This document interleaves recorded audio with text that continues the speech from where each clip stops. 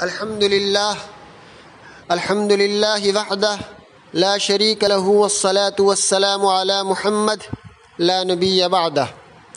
معزز و مکرم سامعین کرام، قربانی کے مسائل میں ایک مسئلہ یہ ہوتا ہے، ساتھی پوچھتے ہیں، سوال کرتے ہیں کہ کیا خصی جانور کی قربانی کرنا درست ہے، جیسے بکرا ہے یا مینڈا ہے یا بھیڑ ہے یا اسی طرح بڑے جانور میں سے کوئی اور جانور ہے، تو کیا خصی جانور کی قربانی کرنا درست ہے؟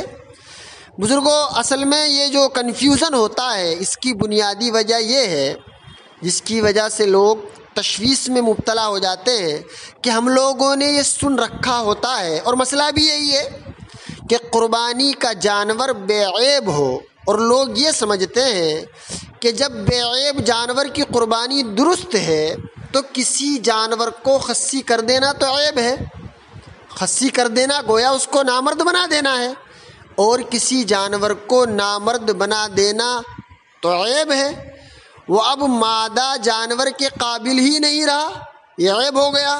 لیکن دوستو، یہ ہماری غلط فہمی ہے، ہمیں اس سلسلے میں یہ دیکھنا ہے کہ وہ جو جانور کو خصی کیا گیا ہے وہ انسانی نفع اور فائدے کے لیے کیا گیا ہے، بلا وجہ نہیں۔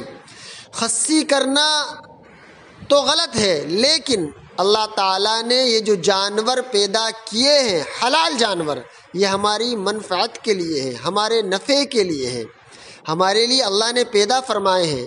اللہ نے ان حلال جانوروں کا گوشت ہمارے لیے مرغوب بنایا ہے، تو ہمارے لیے مفید چیز ہے، اور کسی جانور کو خصی کر دینے سے اس کا گوشت اور لذیذ ہوتا ہے۔ اس پر سارے اطباء، سارے ڈاکٹر، سارے ماہرین متفق ہیں۔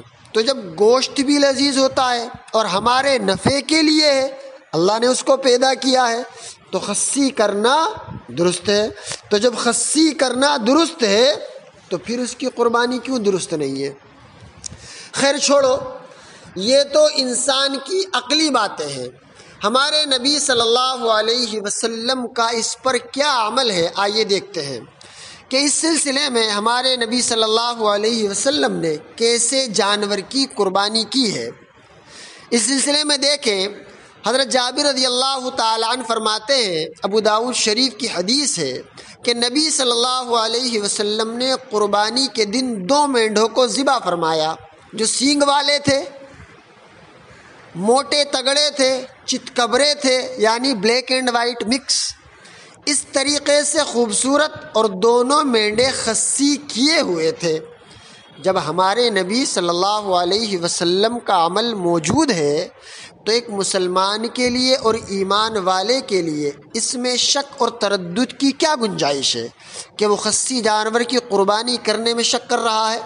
دوستو، ہمارے نبی صلی اللہ علیہ وسلم کا عمل بھی یہی ہے، ماہرین بھی یہی کہتے ہیں، تو پھر خصی جانور کی قربانی جائز ہی نہیں بلکہ بہتر ہے، اور اگر جانور خصی نہیں ہے تو اس کی بھی قربانی جائز ہے۔